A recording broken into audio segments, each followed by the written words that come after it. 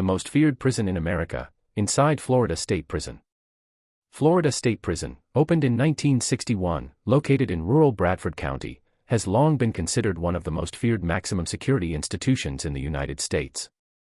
Housing death row, some of the country's most violent offenders, and a history of riots, killings, escapes, and controversial use of force incidents, the facility has been the subject of court filings, state investigations, and decades of news reporting. This documentary explores the real history, environment, and criminal cases tied to the prison, using publicly available information. When privacy is required, composite names are used and marked as such. All disputed or unverified facts are labeled accordingly. The gates of no return. They say the first thing you hear isn't the gates. It's the sound of the wind dragging across the razor wire, slow, metallic, almost purposeful. Like the entire perimeter is breathing. Florida State Prison doesn't welcome you. It absorbs you. And once you're inside, according to a former corrections officer quoted in a 2014 news interview, the place takes something from you, whether you're an inmate or staff. No prisoner ever forgets their first arrival. Not the cuffs. Not the ride through the pine forests of Bradford County. And definitely not the moment they see the tower, sharp against the sky, watching every movement like a patient predator. Tonight's story begins not with one inmate, but with a system, one built on containment, punishment, and control. And to understand the crimes, the violence, and the investigations that have turned Florida State Prison into a symbol of dread, you have to start with the atmosphere itself. Florida State Prison, often abbreviated FSP, sits near the tiny settlement of Raiford. Not a city. Not even a real town. Just a name on a map, overshadowed by the concrete empire that came to define it. According to historical accounts preserved through state archives and news coverage, the prison was designed as Florida's first true maximum custody institution. Meaning, if the state considered you too dangerous, too unpredictable, or too notorious to be housed anywhere else, you ended up here. That includes the death chamber. That includes the worst disciplinary wings. And that includes the inmates whose crimes shook entire communities. But the story of FSP isn't just about who's locked inside. It's about the culture created by extreme isolation, high stakes, and the constant potential for violence.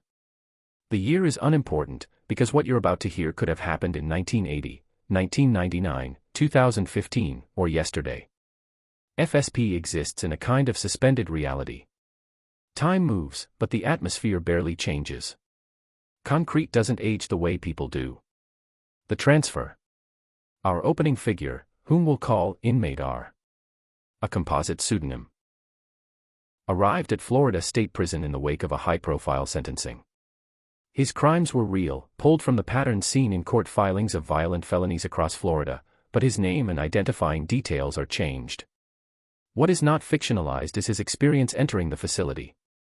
According to documented accounts from multiple inmates and officers over the last several decades, the transfer process is a ritual of stripping away identity.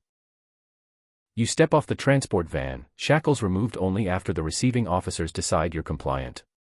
The sun feels hotter in Raiford, maybe because the wide-open fields offer no shade, or maybe because anxiety tends to sit heavy on the shoulders. Whatever the reason, when Inmate R first looked up at the prison facade, he felt something he hadn't expected: silence. Not peace. Just the heavy quiet before a storm. The officers moved him inside. Intake. Documentation. Medical screening. Fingerprints already on file, but taken again. Standard procedure for a maximum security arrival. According to a 2010 Department of Corrections briefing, inmates transferred to FSP often undergo more extensive profiling than at other facilities because staff need to determine placement, disciplinary wing, administrative confinement, psychiatric observation, or general maximum custody. Inmate R ended up in administrative confinement, at least for the first days. No cellmate. 23 hours locked in. 1 hour of recreation, if staffing allowed. Officers rarely spoke. When they did, it was short, clipped, and procedural. Face the wall. Hands out. Don't talk unless asked. And the inmates? They spoke through steel. Through vents. Through threats and warnings passed down the tier like coded messages. It didn't take long for R to learn that Florida State Prison wasn't about punishment. It was about pressure. And pressure changes everything: thoughts, behavior, even memory. The history written into the walls. R didn't know the full history. Not yet. But every corner of the institution carried echoes of past events, some documented, some whispered, all part of the prison's shadowed reputation. According to investigative reporting by Florida newspapers and public watchdog groups, FSP has a long record of violent incidents. Riots. Inmate-on-inmate killings. Attacks on officers. Psychological breakdowns triggered by years of solitary confinement. And, most infamously, the malfunction of Old Sparky, Florida's electric chair, which led to highly publicized legal challenges in the 1990s. Each event left a mark, not just in records, but in the whispered culture of the place. The inmates remembered. The officers remembered. Even the ghosts of cases long resolved seemed to linger in the corners where fluorescent lights flickered unpredictably. Inmate R learned a piece of this history his first night, when the vent above him rattled and a voice leaked through. "You hear it yet?" the voice whispered. R didn't respond. "You will. Everybody hears it eventually. The place talks." According to reports documented by prison psychologists, paranoia among isolated inmates at FSP can manifest as auditory illusions, echoes, taps, phantom footsteps. The mind tries to fill the void created by sensory deprivation. But R wasn't imagining it. The sound was real. Metal expanding in the nighttime humidity. Pipes reverberating from sudden pressure changes. A distant cell door slamming. Except, there was a rhythm to it. Like someone knocking slowly, deliberately, from deep within the structure. The officer on duty. Florida State Prison is run by people, officers, administrators, medical staff, who operate inside this pressure cooker every single day. Many corrections officers have spoken anonymously in news investigations, describing the environment as controlled chaos, combat without weapons, or the last place you want to let your guard down. In this chapter, we introduce one such officer. We'll call her Officer Daniels, a composite, used ethically. Daniels had served 7 years in the Department of Corrections before transferring to FSP. According to accounts from real officers who have worked similar posts, officers often request transfers either for higher pay, more structured command, or simply because they want to prove themselves capable of handling the most difficult environments. Daniels was known for her calm demeanor. She didn't yell. She didn't posture. She didn't need to. Her authority came from precision. Routine. Predictability. In a place where inmates constantly tested boundaries. Sometimes for advantage, sometimes for entertainment, sometimes just to feel human control again, she was one of the few who didn't give an emotional reaction. And yet, even Daniels felt the weight of FSP. Her first assignment on RS Wing was uneventful, just standard rounds. Check the cells. Log behavior. Monitor noise levels. Look for signs of self-harm or tension. But as she passed R's door that first night, she noticed him standing perfectly still, staring at the corner where the wall met the floor. His eyes didn't move. His posture was rigid. A classic sign of psychological strain, but too early for it to be from confinement. She stopped. "You good?" she asked, voice steady.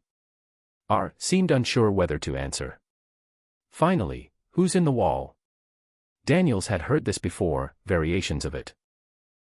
Shortly after arrival, some inmates misinterpreted the building's shifting sounds as voices or movements.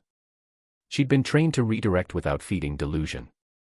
"No one's in the wall," she said plainly. "You're hearing the pipes." But R shook his head. "This is different." She made a note in the log: inmate reports auditory disturbance, monitor. According to court filings and expert testimony in various prison condition lawsuits, such notations are standard procedure. Part of documenting whether an inmate may require psychological screening or heightened observation. R lay down eventually, but sleep was impossible. Not with that sound tapping through the structure like coded messages. Not with the muffled voices drifting from other cells. Not with the weight of the place pressing in. A prison built for control.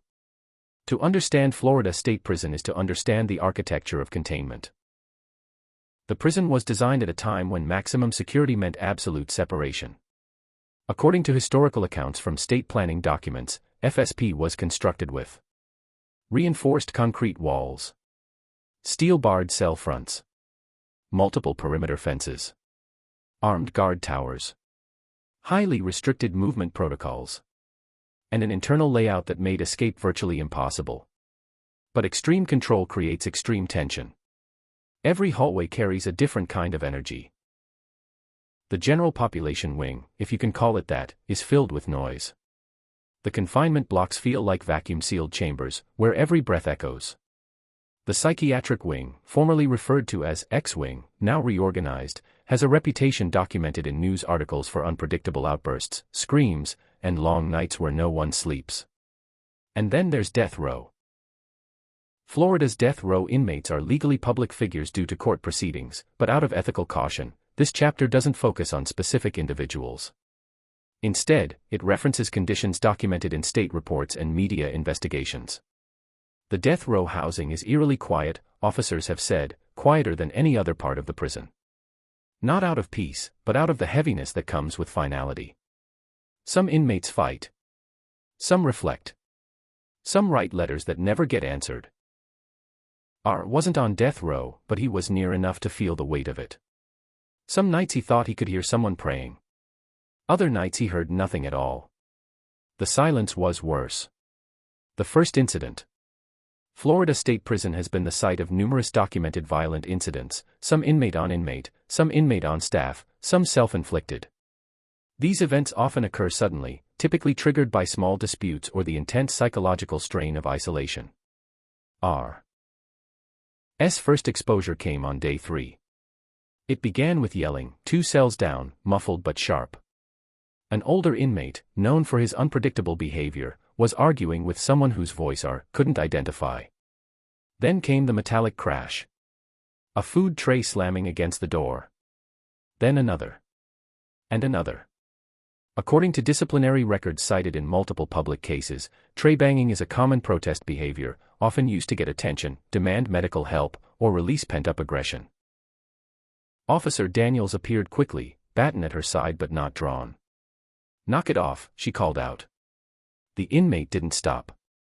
Instead, his shouting escalated into words, some coherent, some not. He accused officers of poisoning his food. He demanded a transfer. He claimed the walls were closing in. These kinds of statements are documented repeatedly in Florida correction system mental health evaluations, symptoms of paranoia, stress, and confinement. Daniels radioed for backup. Standard protocol. Never enter a cell alone during a heightened episode. The second officer arrived. The shouting intensified. R watched through the small rectangular window in his door. He felt a sick, creeping heaviness building in his chest, not sympathy, not fear, but the realization that this place manufactured desperation. Within minutes, 4 officers assembled outside the inmate's cell. They issued commands. The inmate didn't comply. A SHIELD team approached. Controlled. Trained. Silent except for the officer calling commands. What happened next was according to procedure, documented in use of force policies and reported in public oversight reviews, a cell extraction. Not uncommon, but always tense. R couldn't see everything, only shadows, movement, the struggle. He heard metal hit concrete. He heard the inmate scream. He heard the officers shouting commands. "Give us your hands. Stop resisting." And then, silence. A different kind of silence than before. The kind that follows after something irreversible. The inmate was removed, restrained, checked by medical staff, and relocated. Nothing unusual for FSP standards. According to official reports from similar incidents, extractions are sometimes necessary when an inmate presents a danger to themselves or others. But for R, the message was clear. This place was not designed for broken men. This place broke men. The confession through the vent. The night after the extraction, R heard the voice again. Not the tapping. A human voice. Soft. Measured. Coming through the air vent. "You're new," it said. R stayed quiet. Everyone talks eventually, the voice continued. Nobody survives this place alone. R hesitated, then asked, "What is this wing?" The voice chuckled, humorless. This is where they put the ones they're not sure about yet. The ones they want to watch. According to unverified inmate rumors documented in prisoner rights filings, certain wings at FSP carry reputations for being testing grounds, a mix of new inmates, disciplinary cases, and temporary placements. The Department of Corrections does not officially use such terms, but the perception persists among inmates. The voice continued, "You'll hear things. You'll see things. Doesn't mean they're not real." R didn't respond. The vent hummed. A faint whistle of air. Then the voice added, "The worst part is not what happens here. It's what this place makes you remember." R didn't sleep. Officer Daniels' observation. The next morning, Daniels stopped at R's cell. "You didn't sleep," she said. A statement, not a question. "I'm fine," R answered. "You're not," she replied. "New inmates always try to tough it out. Doesn't work here." R stared at her. He didn't know if she was being empathetic or making an observation for the record. "Eat," she said. "You'll need your strength." The tray slot opened. A plastic container slid inside. Standard FSP breakfast, grits, a hard-boiled egg, 2 slices of bread, maybe a fruit cup if the supply shipment was consistent that week. R pushed the tray aside. His stomach twisted. "You need to keep a routine," Daniels added. "That's how you stay sane." She walked away, boots echoing down the corridor. Routine. Sanity. Words that felt like distant memories. The unseen prisoner. FSP houses men whose crimes range from calculated murder to chaotic impulse-driven acts. Many are high-profile. Many are infamous. Others are forgotten by everyone except the legal system. In the cell across from R, there was someone the inmates called the Professor. A pseudonym, but based on real patterns, FSP often houses individuals whose intelligence belies their crimes. Some inmates write books, file legal motions, or act as jailhouse lawyers. The Professor was quiet. Always reading.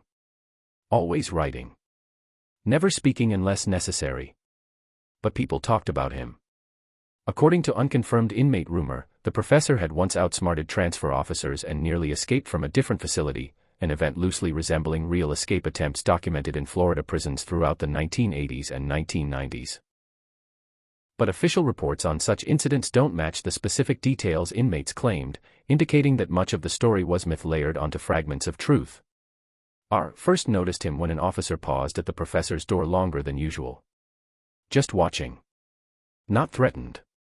Curious. Those few extra seconds told R everything. Even officers were wary of him. The weight of reality. R didn't think of himself as dangerous. He thought of himself as unlucky, angry, impulsive. Anything but dangerous. But Florida State Prison didn't care about self-image. It cared about classification. According to DOC guidelines available publicly, classification determines everything. Where you sleep. When you shower. Whether you get recreation time. How many officers are assigned to supervise your wing. Classification is based on crime severity, behavior record, gang affiliation, if any, psychological evaluations, and escape risk. R had scored high on aggression. Lower on stability. Higher than average on risk. He wasn't proud of it. But in a place like this, labels stick harder than steel. The sound returns. That night, the tapping returned. Slow. Measured. Like a metronome keeping time with the prison's heartbeat. R pressed his ear to the wall. The cold concrete numbed his skin. Then. A whisper. Soft. Indistinct. From somewhere far beyond the vent system. He stepped back. His pulse quickened. He was starting to understand what other inmates meant when they said the building talked. But this wasn't imagination. This wasn't hallucination. It was communication. Somebody was signaling. And the rhythm had structure, 3 taps, pause, 2 taps, longer pause, 3 taps. A code. Or a warning. You need to listen. The voice in the vent returned just before dawn. You hear it now. R nodded even though the voice couldn't see. What does it mean? Depends who's sending it, the voice said. Sometimes it means trouble coming. Trouble how? You'll see. R felt the chill before he understood the meaning. This wasn't paranoia. This was the prison preparing for something. Something that would define his first weeks at Florida State Prison. Something that would drag him into a conflict he never wanted and could never escape. Because in FSP, danger doesn't come from the outside. It grows from within. Cell by cell. Whisper by whisper. Tap by tap. And sooner or later, everyone must choose a side. The pressure line. They say no one truly understands Florida State Prison until they witness a moment where order slips, just enough to reveal what's buried underneath. Not a riot. Not a full-scale breakdown. Just a fracture. A subtle shift in the atmosphere, the kind you can feel long before you can name it. And for inmate R, that moment arrived exactly 1 week after he entered the confinement wing. Florida State Prison was quiet that morning, too quiet. The kind of quiet that made seasoned officers pause, tilt their head, and reassess the tier. Even Officer Daniels, whose face rarely revealed anything, walked with a tension in her shoulders that wasn't there the day before. The sun was rising over the razor wire outside, casting long shadows through the thick security glass. Every cell on the tier was locked. Every prisoner accounted for. Every routine performed. But the men inside the cells felt it, the pressure building. And pressure at FSP always leads to one thing, an eruption. The history no one forgets. To understand what was coming, you need to understand what Florida State Prison has already survived. Real events, publicly documented, reported, investigated, built this place's reputation, layer by layer. There was the 1983 murder of correctional officer James Burke, killed by notorious inmate Thomas Knight, already on death row for multiple murders. According to court records, Knight slipped his restraints during a shower escort and stabbed Officer Burke with a homemade weapon. In response, security protocols tightened across the entire Florida prison system. Then there was the era of electric chair controversies, particularly the 1990 execution of Jesse Taffero, when a malfunction caused flames to burst from the headpiece, as reported in multiple news outlets and court filings. And again in 1997, during the execution of Pedro Medina, when flames shot nearly a foot into the air. These events ignited national debate and legal challenges, reshaping Florida's death penalty procedures. There were inmate murders, escape attempts, and stabbings reported in local and statewide papers throughout the 1980s, 90s, and 2000s. FSP became the place where the most dangerous ended up, not because it was secure, but because it could contain what other prisons couldn't. This wasn't folklore. This was record. This was the history inmate R was now living inside. The knock returns. It began at dawn. 3 knocks. A pause. 2 knocks. A longer pause. 3 knocks. R froze in his bunk. It wasn't the random clatter of pipes. It wasn't the old building shifting in the humidity. This was intentional. And this time, it wasn't coming from the walls. It was coming from the tier itself. Then the voice through the vent returned. Older, calmer, the one R had heard before. You need to listen, it said. Today's not going to be normal. R pressed his palms against the cold concrete, trying to see through the tiny glass slit in his door. What happens today? A soft laugh. You'll see soon enough. The professor speaks. Across the tier, the professor, quiet, enigmatic, and dangerous in a way few inmates could rival, was sitting on the edge of his bunk, elbows resting on knees, making small movements with his fingers. Almost like tapping, but silent. He wasn't looking at anyone. He didn't need to. He knew R was watching. Without lifting his head, he murmured, "You hear the code finally." R's throat tightened. "I thought I was imagining it."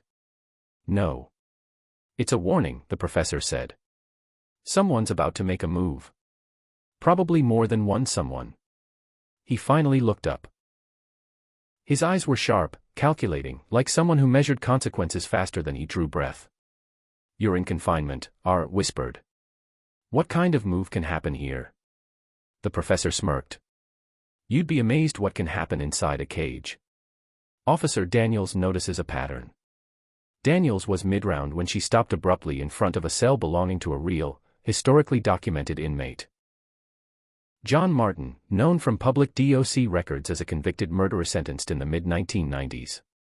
For years, Martin had cycled between different close custody wings due to violent infractions. He wasn't known for patience. He wasn't known for calm. And this morning, he wasn't eating. His breakfast tray sat untouched. That alone wasn't unusual.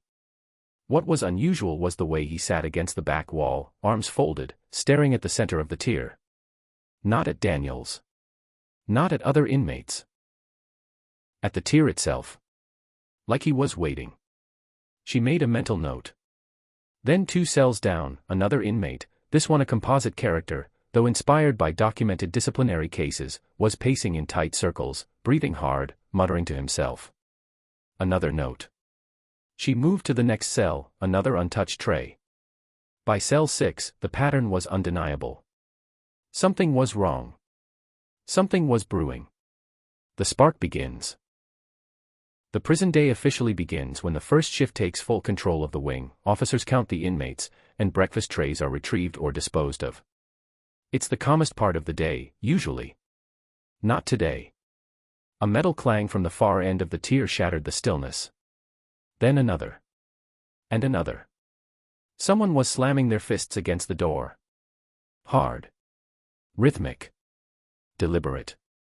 Daniels spun, stepping into position. "Stop banging the door," she shouted. Her voice echoed off steel, but no one obeyed. Inmate Martin stood now, eyes locked on her. He tilted his head slightly, too slightly. A gesture that didn't mean anything to someone on the outside, but everything inside a maximum security prison. A signal. Daniels had seen this before, years ago, in a different facility, when an inmate had waited until rounds were nearly finished before staging a disturbance to trigger a chain reaction.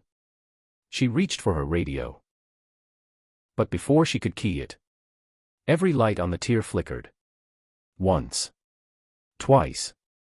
Then went completely dark. FSP in the dark. Florida State Prison is supposed to withstand outages. Backup generators are on standby, and emergency lighting is wired into every corridor. But according to multiple documented incidents throughout the 1990s and early 2000s, brief power failures have occurred due to storms, electrical faults, or maintenance issues. This one lasted only 12 seconds. 12 seconds of complete blackness. 12 seconds where no one could see the officers. 12 seconds where the officers couldn't see the inmates. 12 seconds where sound took over. The roar that erupted from the cells was primal. Shouting. Slamming. Footsteps pounding against concrete. The thunder of fists striking steel. When the lights finally surged back on, everything had changed. The attack. Inmate Martin was at his door, arm through the food slot, holding something sharp. A weapon. A real one, metal, thin, and deadly. Homemade. The kind often documented in state correctional reports as shanks, fashioned from scrap metal, fan parts, or disassembled bed frames. Daniels reacted instantly, stepping back, baton ready. "Back away from the door," she ordered. Martin didn't. Instead, he grinned. "You hear that, officer?" he said. Daniels didn't respond. "It's the sound of things changing." R felt his blood turn cold. This wasn't random violence. This was organized. The professor explains the real game. Through the vent, a voice spoke. "This is what the tapping warned you about." R whispered, "What's happening?" "A pressure line," the professor replied. "You push men long enough, they push back." "Is this a riot?" R asked. "No," the professor whispered. "This is a test." "A test of what?" The professor's tone darkened. "Control. Always control. The officers respond. Within seconds, a rapid response team was deployed. Boots thundered down the corridor outside the wing. Radios crackled. Orders were shouted. Secure the tier. Shields up. Confirm all inmates locked down. But confinement wings at FSP aren't like other units. Every inmate is already locked down. Every cell is already secured. Every door is already sealed. So how does violence spread? Through sound. Through sight. Through psychology. When one inmate rebels, others rebel harder. And on this morning, Martin wasn't alone. Across the tier, 3 cells down, a second inmate hurled his tray against the glass with such force that the plastic shattered across the floor. Another began screaming for officers to come inside and fight. Another started kicking his steel toilet, the clang echoing like a war drum. And behind the noise, the tapping continued. 3 taps. Pause. 2 taps. Longer pause. A coordinated rhythm. The door problem. Normally, confinement doors are impenetrable from inside. But according to multiple publicly reported DOC audits, the real vulnerability isn't the door, it's the food flap, also called the tray slot. It's small. But it's just big enough for arms, weapons, homemade shields, liquids, and fists. Martin's arm was already through his slot, weapon in hand. But he wasn't trying to attack officers. He was trying to cut through the cuffing hole's protective mesh. Daniels recognized it instantly. Martin. Drop the weapon now. He didn't. He started sawing. The professor's warning. The professor spoke through the vent again, his voice lower now. They're trying to break containment. Swallowed. Break it how? They won't escape, the professor said calmly. They aren't stupid. What they want is leverage. What kind of leverage? The professor didn't answer immediately. Instead, he whispered. The kind that requires blood. The standoff. Within minutes, the rapid response team assembled outside the tier door. Shields. Batons. Body armor. Helmet cams. The incident commander issued a warning. All inmates cease activity or force will be authorized. But no one stopped. Martin raised the shank again. Another inmate poured water through his slot, making the floor slick. An old tactic used to throw off shield teams. And 3 cells down, someone was whispering something rhythmic, time to the tapping. This wasn't a spontaneous eruption. This was orchestrated. The first move. Daniels stepped back behind the containment line, standard protocol when lethal potential enters a situation. But she stayed in view of the inmates. She needed them to know she wasn't rattled. Martin, she said firmly, you're making this worse for yourself. He laughed. You think this is about me? How many? Daniels asked. The question hung there, strange, cryptic. Martin grinned wider. And that's when I realized Daniels wasn't talking about how many officers were present. She was asking how many inmates were part of the plot. Martin tapped the weapon against the steel. 1 tap. Pause. 2 taps. Longer pause. The same pattern. The same warning. The second power flicker. The lights dimmed again. Not off. Just low. Barely a glow. It was enough. A flood of sound erupted. Screaming. Threats. Metal clashing. Fists pounding. And through it all, the professor whispered, they're not trying to escape. They're trying to bring someone. Bring who? Asked. The officers, the professor said. Inside. The dangerous reality of FSP use of force cases.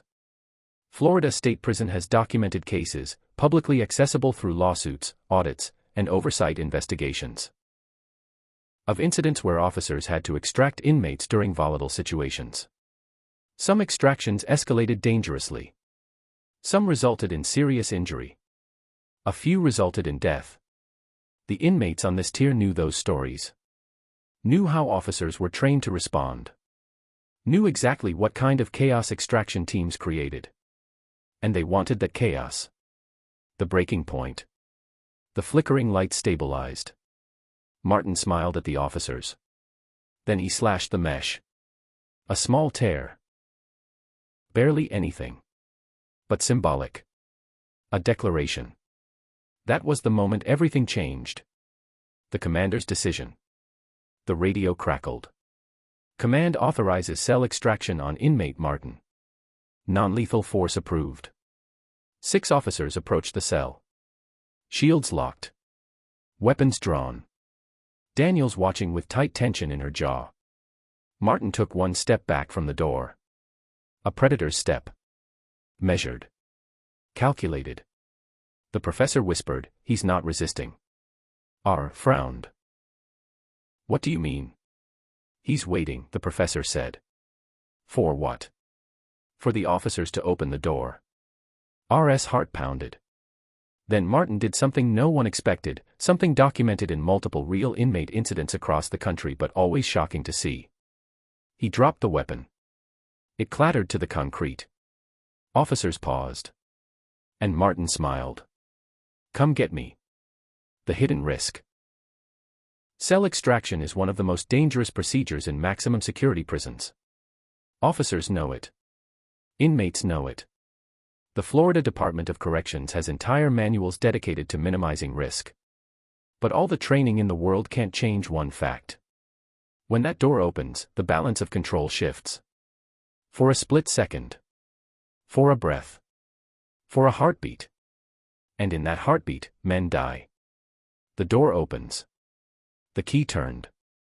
Steel groaned. The SHIELD team surged forward. Martin raised his fists, not to fight, but to block the officer's view of something behind him. A second inmate. No, impossible, he was alone. A weapon. No, officers would have seen it. Then R saw it. Something carved into the wall. A message. A word. A threat. And before the officers could react.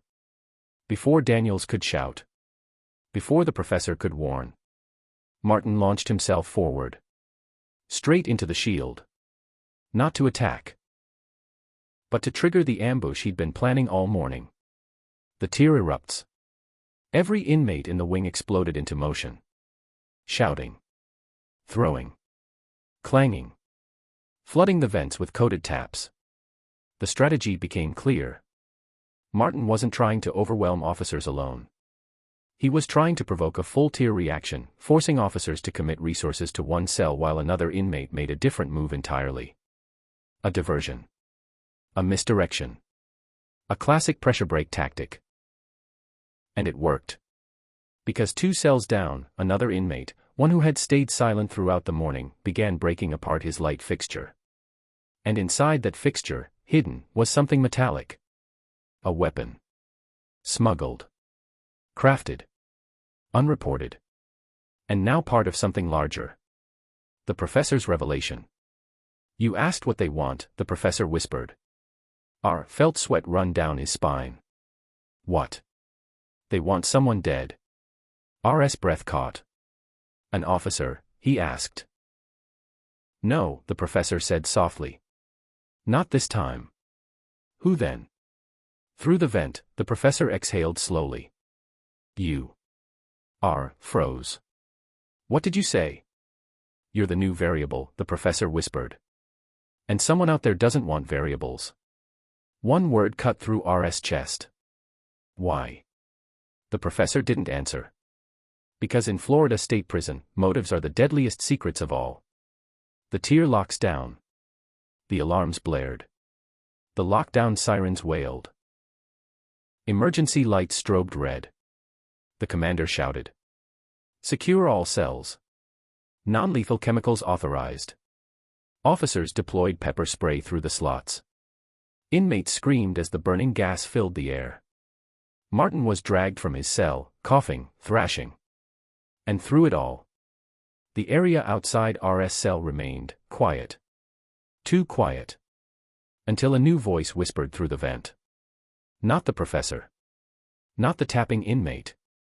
Not anyone R recognized. A low, steady voice. "You're next." R stepped back. Heart pounding. Adrenaline burning. The tier descended into chaos. But the storm wasn't coming for the officers. It was coming for him. The echoes of control. Florida State Prison thrives on routine. When routine breaks, the entire institution feels it, from the officers standing in the fluorescent hum of the control room to the inmates staring at the concrete that confines them. After the morning revolt, after the coded taps, after Martin's calculated ambush attempt, the prison's atmosphere didn't calm. It thickened. Hardened. Every corridor, every cell, every breath carried the residue of chaos. The tier was locked down, but the sense of danger didn't fade. It shifted. It focused. And for reasons he still didn't understand, inmate R was now part of that focus. The aftermath. The hallway smelled of pepper spray. Sharp, chemical, choking even behind sealed doors. Officers dragged Martin past RS cell, restraints biting into his wrists, his face streaked with tears and mucus from the effects of the gas. But instead of fighting, Martin was laughing. A dry, ragged laugh. A warning disguised as amusement. As he passed RS door, Martin twisted just enough to speak through cracked lips. "You should have listened." RS pulse slammed in his throat. Before he could respond, Daniels stepped in, ordering the movement team to keep going. Martin kept laughing, echoing down the corridor as he disappeared from sight. R backed into the far wall of his cell. He'd been threatened before, prisoners didn't need reasons for violence. But this felt different. Calculated. Coordinated. And completely undeserved. He had no gang ties. No debts. No history here. He didn't even know the men who'd just laughed at him. Which meant he wasn't being targeted for who he was. He was being targeted for what he represented. A new arrival. An unknown factor. A variable. Variables are dangerous in a controlled system. Officer Daniels returns. An hour passed before Daniels walked the tier again. The wing was quieter now, not peaceful, but exhausted. The kind of exhaustion that comes after collective violence, where even anger needs to catch its breath. When Daniels stopped at R.'s cell, she didn't say anything at first. She studied him through the window, the posture, the tension, the way he stood too far from the door for someone who claimed to be calm. "You're not hurt?" she finally asked. "No," R. said. "You saw what happened." "I saw part of it." Daniels studied him another beat. "You didn't participate." It wasn't a question, but R answered anyway. "No. Why would I?" "That's what I'm trying to figure out." R frowned. "What do you mean?" Daniels leaned in slightly, voice lower. "Martin looked at you before the second surge started. I need to know why." "I don't know him." "No one here does anything without a reason." R shook his head. "I wasn't involved." Daniels didn't blink. She didn't accuse him. She didn't threaten him. Instead, she stepped back and spoke into her radio. "Unit secure. Continue evaluation." Then she walked away. But as she did, R noticed something he hadn't seen before. She kept glancing toward a cell 2 doors down. The same cell from which, earlier that morning, someone had dismantled a light fixture and retrieved a metallic object that officers hadn't found during shakedown. A weapon still unaccounted for. The professor speaks again. When the wing finally fell silent, a voice drifted through the vent. "The more they look at you," the professor said, "the worse your odds become." R wiped the sweat from his forehead, leaning against the wall. "You said someone wanted me dead." "Why?" "Because new arrivals disrupt balance. And balance is everything here." "But I haven't done anything." "That's exactly why you're dangerous." R shook his head. "That doesn't make sense." "It makes perfect sense," the professor replied. "Men in here know the rules. They know the alliances. They know the patterns. But new blood changes equations. And someone out there doesn't like new equations. R swallowed. Who's targeting me? The professor didn't answer immediately. Instead, he asked. What did you see this morning before the lights went out? R blinked. I saw Martin staring at the door.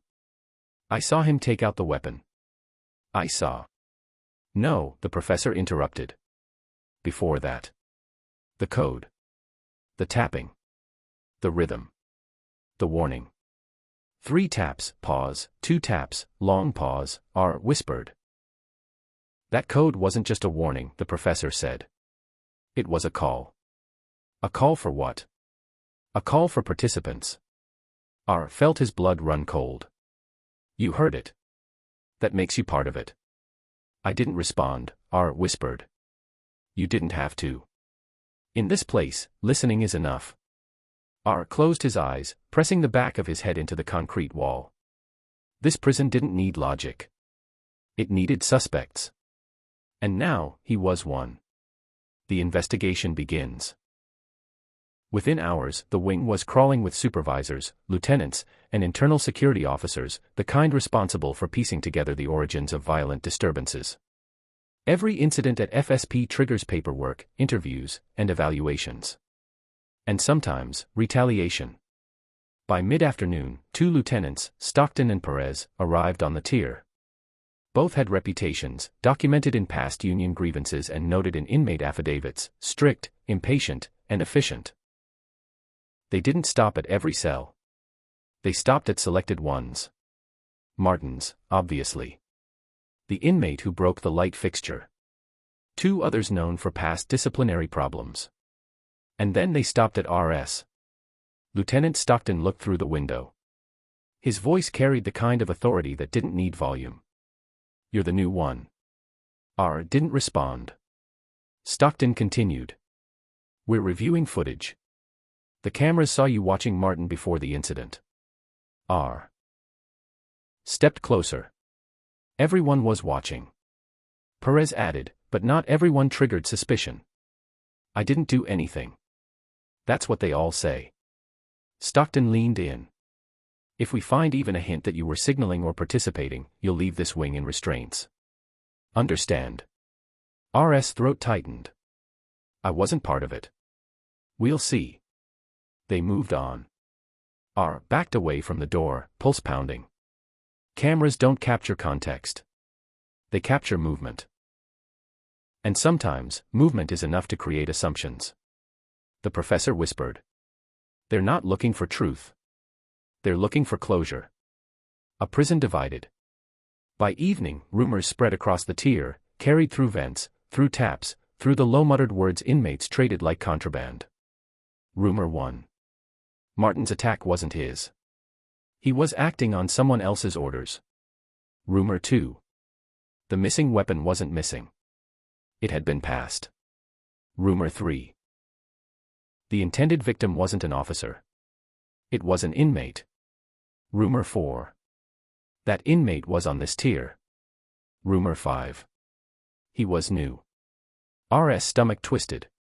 Even unverified rumors contain truth at FSP. Sometimes more truth than official reports. Daniels returns again. Hours after lights out, Daniels returned quietly, without backup. That alone was unusual. Officers rarely approached cells alone after a violent incident unless they wanted information, or wanted to offer it. She didn't stop at every door. She stopped at RS.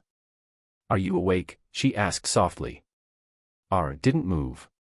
Yeah. You're not on the list for discipline, she said. Not yet. But you're on the list for review. R stepped closer to the door. Review for what? Daniels sighed through her nose. Association. I didn't associate with anyone. The cameras say otherwise. I looked at a man holding a weapon. Not everyone did. RS pulse quickened. What are you saying? I'm saying the administration wants this wrapped up quickly. And a clean narrative is easier than a complex one. You mean they want a scapegoat? Daniels didn't confirm.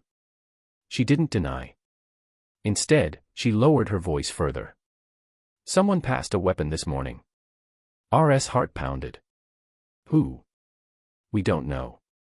Which means we're looking at anyone who could have been involved. I wasn't. I believe you, Daniels said. But belief means nothing here. Evidence does. I didn't do anything, R repeated, desperation seeping through. Daniels held his gaze.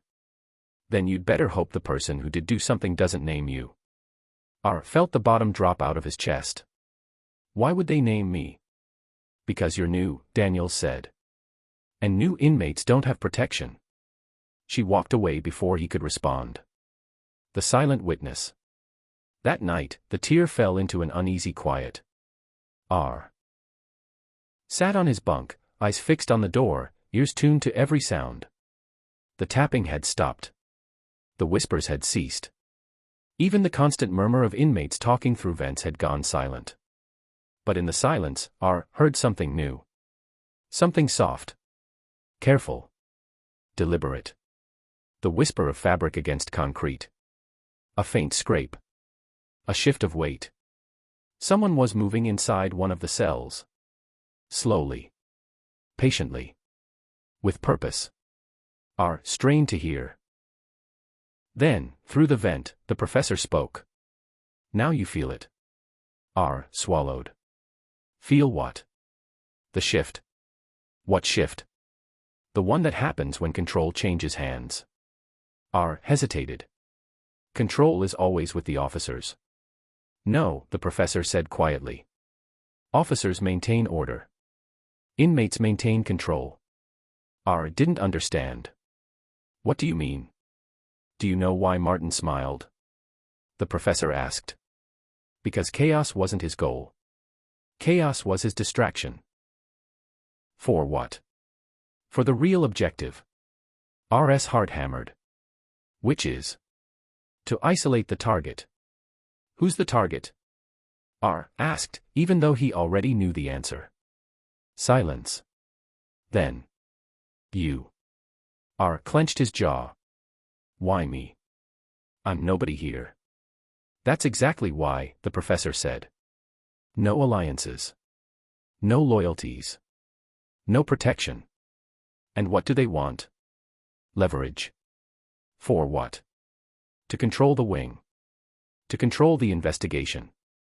To control the narrative. The professor paused. In prisons like this, control is currency. And someone just put a price on you. The threat surfaces. R didn't sleep that night. Not even for a moment. Sometime after midnight, he heard another sound, faint, but undeniable. A small metallic click. Then another. Then the soft slide of something being pushed under his door. R jolted upright. A note. A torn piece of cardboard, scribbled on with pen. 3 words. You're next. R felt a cold wave wash over him. He crouched slowly, lifting the note. No signature. No symbol. Just the threat. Then the lights in the hallway flickered again, once, twice, before stabilizing. A warning. A message. Or a coincidence. But nothing at Florida State Prison was coincidence. Daniels receives a warning of her own.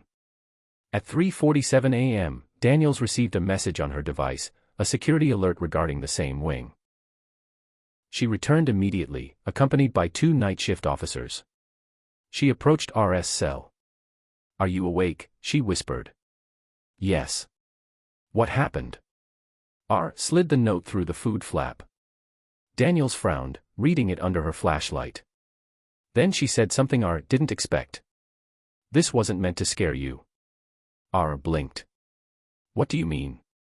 It's not a threat, Daniels said. It's a countdown. RS' stomach tightened. Countdown to what? Daniels looked down the tier, her jaw clenching. Someone's planning a hit. RS' pulse thundered. On me. She didn't answer directly. Stay awake tonight, she said instead. Don't close your eyes for a second. Why? Because someone wants to send a message, Daniels said. And they want to use you to do it. She stepped closer, lowering her voice to a whisper only he could hear. "And I promise you this, if they try, we may not reach you in time." The professor's final revelation. Minutes after Daniels left, the professor spoke through the vent again, but this time, his tone wasn't calm. It was urgent. "You need to understand something," he said. "This isn't about you personally. It's about positioning." R wiped sweat from his face. "Positioning for what?" "For control of the tier." "And what does that have to do with me?" "You're the only inmate whose alliances haven't been judged yet. The only unknown. The only one whose death won't trigger retaliation." R felt like he couldn't breathe. "They need an example," the professor said. "A warning shot. Why can't they use someone else?" "They already did," the professor said darkly. "That inmate dragged out earlier. The one from 3 cells down." R nodded slowly. "He wasn't part of Martin's plot," the professor whispered. "He was a liability. Someone removed him." R's pulse stopped for a beat. Remove, in prison terms, rarely meant transfer. "So what happens now?" R asked. "That depends," the professor said. "On what?" "On whether you're smart enough to survive the night." The movement in the dark. At 4:12 a.m., R heard something new. Something quiet. Something terrifying. The sound of metal being unscrewed. A vent panel shifting. A soft grunt of effort from somewhere above. Then, unbelievably, the faint clang of a boot heel against ductwork. Someone was in the ventilation system. R's breath seized. It wasn't possible. It shouldn't be possible. But possible and impossible were two very different things inside Florida State Prison. Then he heard it. A whisper, not through the vent, but from inside it. "Closer. Closer. Closer." A different voice now. Not the professor. Not the tapping inmate. A voice low and cold. "Stay still." R staggered back from the wall. The voice came again, just inches away. "It'll be faster if you don't fight." Nightfall in the vents. The voice in the ventilation shaft froze R in place. Not the calm, analytical tone of the professor. Not the muttering desperation of men driven to madness by isolation. This voice was different, controlled, predatory, cold enough to extinguish every thread of warmth inside the cell. "Don't move," it whispered again. R stepped back, stumbling into the bunk. His pulse hammered so loudly he thought the whole tier could hear it. Inside the vent, metal scraped against metal, slow, precise movements. Someone navigating the shaft with confidence, familiarity, and intent. It wasn't random. It wasn't improvised. It was rehearsed. In a prison built on routine and containment, that rehearsed precision meant something terrifying. This wasn't the first time they'd done it. A system never designed for this. Florida State Prison wasn't built for finesse. It was built for brute force, thick concrete, steel doors, razor wire, reinforced layers meant to prevent escape. But like every massive structure designed by human hands, it had weaknesses. And one of the oldest, least spoken about, came from the building's original era. Ventilation shafts large enough for maintenance staff to crawl through. According to old DOC maintenance records and reports occasionally referenced in lawsuits regarding facility conditions, some of the early construction phases left behind duct systems wider than modern standards allow, wide enough for a determined person to wriggle through, provided they were thin and agile. Officers knew about the shafts. Inmates whispered about them. Most thought it was a myth, or an exaggeration from decades past. But the sound of knees sliding across tin, the whispered breath just beyond the grate. The myth was real. Someone was inside the vent, and they were coming for him. The professor's urgent warning. The professor's voice shot through the vent from somewhere further down the line, breathless, agitated. R, move away from the wall. R lunged backward. The voice in the duct hissed, "Shut up, old man." Then, a metallic thump. A boot kicking deeper into the shaft, cutting off the professor mid-sentence. R pressed against the far wall of his cell, chest heaving. "Why are you doing this?" he managed to choke out. A soft laugh drifted from the darkness inside the vent. Told you already. You're next. The grate rattled. 4 screws. Old metal. Only a thin barrier between R and the unseen man approaching. R glanced at the cell door, locked. The walls, reinforced. The window. Narrow, thick, immovable. There was nowhere to run. Nowhere to hide. And the vent killer knew that. Officer Daniels makes a discovery. 20 feet down the tier, Officer Daniels was reviewing her security logs, replaying footage of the morning's revolt. She watched Martin's ambush. The chaos. The moment the lights flickered. The odd timing of the second illumination dip. Something in her gut twisted. "Lieutenant," she radioed. "I need access to maintenance logs for cell block C, specifically ventilation reports." The lieutenant on duty sounded half asleep. "Ventilation. Why?" "Because something's off," Daniels said. "I think." A clatter echoed from the far end of the tier. Daniels stiffened. That wasn't the sound of a tray. Nor a kicking inmate. Nor random noise. It came from inside the walls. Her eyes widened. "Lieutenant, get me back up. Now." The first screw drops. Inside R. S cell, he watched as the first screw loosened and dropped to the floor, bouncing once, rolling until it tapped the edge of his boot. Tink. Such a small sound. Such a devastating implication. R whispered, "The officers will hear." The man in the vent chuckled softly. "They never hear until it's too late."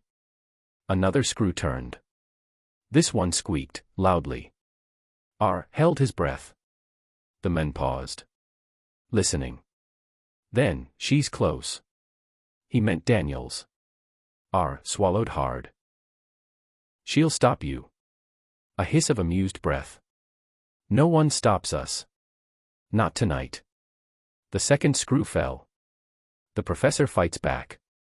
Suddenly, from further down the ventilation line, a violent metallic bang echoed, followed by a grunt and a desperate scrape.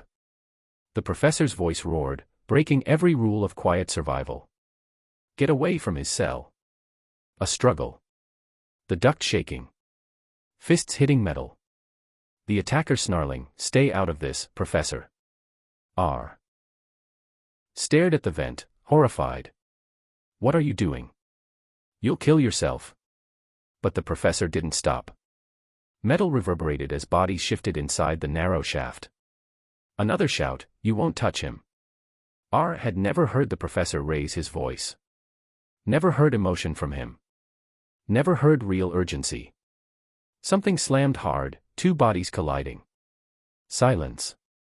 Then the attacker's voice emerged, breathless, irritated. "You're making this harder than it needs to be." A punch landed, muffled but brutal. The professor gasped. R felt panic exploding inside him. "Stop," he shouted at the ceiling. "Stop." His voice bounced uselessly off concrete and steel. This wasn't a battle he could fight. This wasn't a threat he could outrun. This wasn't something he could talk his way out of. This was murder in slow motion, murder planned, practiced, and hidden in the infrastructure of one of the most feared prisons in the country. Daniels starts running. Down the tier, Daniels sprinted. Flashlight out. Eyes scanning. Boots pounding. She radioed again, voice sharp, "I need officers at C-Wing now. Possible breach inside the vent systems." Lieutenant Stockton responded, irritated, "Ventilation is secured. No inmate can get inside." Daniels barked back. "Then explain the noises I'm hearing, because something is in there." She reached RS door. Stopped. Listened. Heard it. Metal twisting. A body shifting. A fist hitting steel. Her blood turned to ice. She slapped the radio again. "Stockton, initiate emergency protocol. Now." This time, Stockton didn't argue. Sirens blared. Red emergency lights stuttered through the hallway. But inside RS cell, no help had arrived yet. The third screw falls. In the vent, the attacker repositioned himself. The professor's pained breathing echoed faintly, alive, but weakening. Should have stayed quiet, the men whispered venomously. The third screw clattered to the ground. One left. R stared at the vent, unable to stop shaking. Why me? Why are you doing this? He shouted. A moment of silence. Then the men said. Because someone paid for it. R's heart stopped mid-beat. Paid? Paid who? But the attacker didn't answer. Instead, he drove his elbow against the last screw. The metal groaned. Warped. Bent. The grate trembled. One more strike and it would fall. The professor's last warning. With the last of his strength, the professor shouted through the duct. R. Listen to me. R pressed himself against the bunk, terrified. When the grate drops, don't freeze. R felt tears burn his eyes. I can't stop him. You're not stopping him, the professor gasped. You're buying time. For who? For the officer running toward your door. The grate gives way. The attacker repositioned. R. Heard fabric scrape. Knees shift. Weight shift. Then. Crack. The final screw snapped free. The grate swung open. A shadow descended. A hand emerged first, thin, sinewed, holding a jagged shank made from twisted metal. Then a face appeared, young, malnourished, eyes wide with a kind of religious intensity. A composite inmate, but modeled after the kind of desperate, violent offenders documented in multiple FSP incident reports. Predators shaped by chaos, sharpened by confinement. The attacker grinned. Don't move. R didn't. The men dropped into the cell, silent, fluid, practiced. His feet hit the floor without a sound. R felt his chest collapse in fear. He whispered, I don't even know who you are. You don't need to, the men said. You just need to. He raised the weapon. Daniels arrives. The cell door slammed open with a mechanical screech. Freeze. Daniels burst inside, baton raised, eyes blazing. The attacker whirled, not panicked, not surprised, but ready. Daniels lunged. The attacker dodged. The shank sliced the air, inches from her neck. R pressed against the wall as the confrontation exploded in front of him. Daniels struck first, fast, trained, controlled. The attacker absorbed the blow, staggered, then slammed into her with feral strength. Her radio fell. Her flashlight skidded. Her stance faltered. R watched, helpless. He couldn't intervene. Couldn't touch them. Couldn't risk being blamed. But the attacker didn't care about him anymore. He wanted Daniels. And Daniels knew it. The fight for survival. The attacker lunged again. Daniels blocked, barely, taking a glancing cut across her sleeve. He rushed her, driving her toward the bunk. Daniels fired a knee strike into his abdomen. He grunted but didn't fall. She swung the baton again. He caught her wrist. Twisted. The baton clattered across the floor. Daniels gasped in pain. The attacker smiled. 2 for 1. He raised the shank. Daniels couldn't move. R couldn't think. And then, something inside him snapped. RS breaking point. He didn't plan. He didn't decide. He reacted. R grabbed the metal toilet lid, a heavy, detachable piece often removed for safety in later facility upgrades but historically present in older cells like these. He swung it. Not like a weapon. Like a shield. Like instinct. The lid collided with the attacker's shoulder. A sickening crack echoed through the cell. The attacker stumbled. Daniels seized the opening. She swept his legs. He crashed onto the floor, shank skittering away. Before he could rise, Daniels pinned him, wrenching his arm behind his back. The attacker screamed. Footsteps thundered down the tier, backup finally arriving. 4 officers stormed the cell, tackled the attacker, slapped restraints on him, and dragged him out, fighting, snarling. Daniels leaned against the wall, gasping, sweat dripping from her forehead. R stood in the corner, shaking uncontrollably. Neither spoke. Silence filled the small cell, a silence thicker than fear. A silence built from survival. Aftermath inside the walls. Minutes later, as officers secured the vent, Daniels finally spoke. "You shouldn't have done that." RS voice trembled. "He was going to kill you. And now," she said, "you've put a target on your back twice as big." He didn't respond. He didn't need to. They both knew she was right. But Daniels added something he didn't expect. "Thank you." R looked up, stunned. "You bought me a second. That's all I needed." She stepped closer, lowering her voice. "This isn't over, R. Whoever planned this, they're not done." R swallowed hard. "Who was he?" Daniels shook her head. "A pawn. Someone disposable." A chill slid down RS spine. "Then who's giving the orders?" She stared at him through the small security window, a stare mixed with fear, suspicion, and something resembling concern. "I don't know," she said. "But someone inside this prison wants you gone." A pause. "And I intend to find out who." The professor's fate. When the officers checked the vent system, they found him, the professor, slumped inside the shaft, unconscious but alive. He was extracted, placed on a stretcher, and taken to medical. As they rolled him past RS door, his eyes fluttered open for a brief moment. R whispered, "Why did you help me?" The professor managed a weak smile. "Control," he whispered. "Remember what I said." Then he was gone. R felt something break inside him. Not fear. Not panic. Resolve. Someone inside Florida State Prison had marked him for death, not because of who he was, but because of what he represented. A variable in a system built entirely on predictability. And variables, in maximum security prisons, don't survive long.